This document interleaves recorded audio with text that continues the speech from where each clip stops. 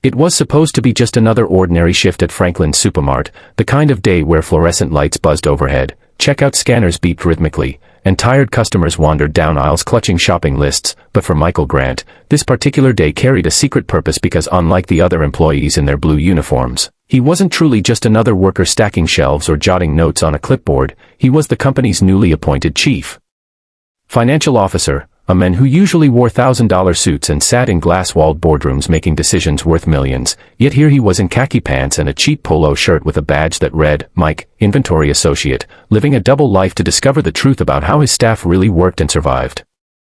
Michael had grown uneasy in recent months as he reviewed spreadsheets showing high turnover rates and low employee satisfaction scores, and while other executives insisted that the numbers were just part of doing business, he couldn't shake the feeling that something important was being overlooked, that behind those percentages were real human beings whose struggles and stories couldn't be captured in tidy quarterly reports. So he pushed for a daring idea, to go undercover and witness firsthand what life was like on the front lines of his own company.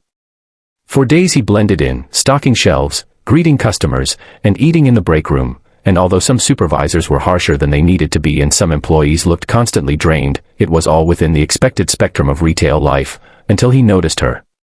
Her name was Emily, a young cashier with tired yet kind eyes, her blonde hair tied neatly back in a ponytail, her uniform always carefully pressed even though it had clearly seen better days, and what struck Michael most was not just her efficiency in scanning items or her ability to handle grumpy customers with a calm smile, but the way she carried herself with quiet dignity despite the obvious weight of unseen burdens pressing on her shoulders. He first saw her interacting with a difficult customer, a man who complained loudly about the price of bread, accusing the store of robbing honest people, and while another cashier might have rolled her eyes or snapped back, Emily listened patiently, explained the discounts available, and even searched through the flyer to show him a cheaper brand, sending the man away calmer than when he arrived. Michael was impressed, but his true awakening came during the staff's short lunch break.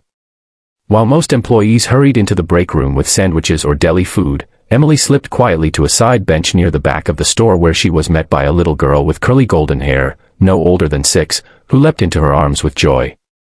Michael realized with surprise that the girl was her daughter, and as he discreetly observed from a distance, he noticed Emily pull out a small brown paper bag, open it carefully, and produce a single sandwich which she handed entirely to her daughter.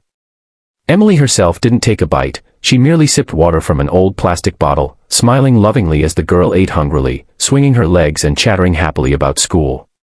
It was a moment so simple yet so profound that Michael felt it hit him harder than any statistic ever could. Here was a hard-working woman sacrificing her own meal so her child could eat, choosing hunger for herself in exchange for fullness in her daughter's belly, and she did it without complaint, without self-pity, only with the quiet pride of a mother doing whatever it took to provide.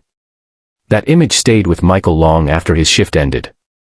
He returned to his luxury apartment that night, opened his fridge overflowing with untouched takeout boxes and fresh groceries, and felt ashamed for the first time in years.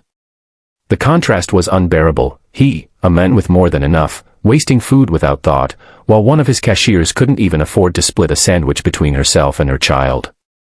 He lay awake replaying the scene, Emily smiling gently while sipping water, her daughter munching happily, unaware of the sacrifice, and he realized that if he was truly to be the kind of leader he aspired to be, he couldn't ignore what he had seen.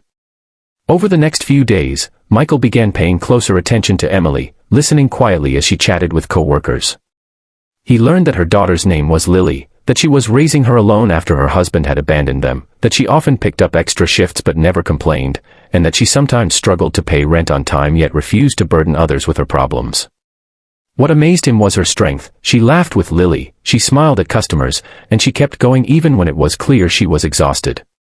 To her colleagues, she was just another cashier making ends meet, but to Michael she was becoming a symbol of everything wrong and right about the system. Wrong because someone so hardworking should not have to starve to provide for her child, right because her love and perseverance showed a spirit stronger than any hardship.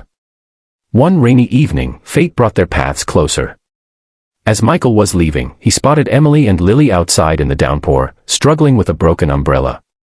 Lily clutched her backpack, shivering, while Emily tried to shield her with her own jacket, and without thinking, Michael rushed over, offering them a ride home in his modest undercover car. Emily hesitated, pride flickering in her eyes, but when she saw Lily's small body trembling, she accepted with gratitude. During the drive, conversation slowly opened. Michael learned that Emily skipped lunch regularly, telling Lily she wasn't hungry, so the little girl wouldn't worry, that she budgeted every penny carefully between rent, school supplies, and groceries, and that sometimes she went to bed with her stomach aching but her heart content because at least her daughter never went to sleep hungry. Michael gripped the steering wheel tightly, fighting the urge to reveal his true identity then and there, but he knew it wasn't the right time. When they arrived at her apartment, he was struck by the worn building with flickering lights in the hallway, the peeling paint on the walls, and the tiny one-bedroom unit where the couch doubled as Lily's bed.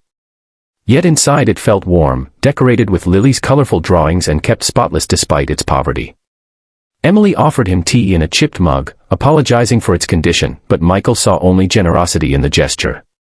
He left that night determined that something had to change, not just for Emily, but for every employee who carried invisible struggles while keeping the company alive.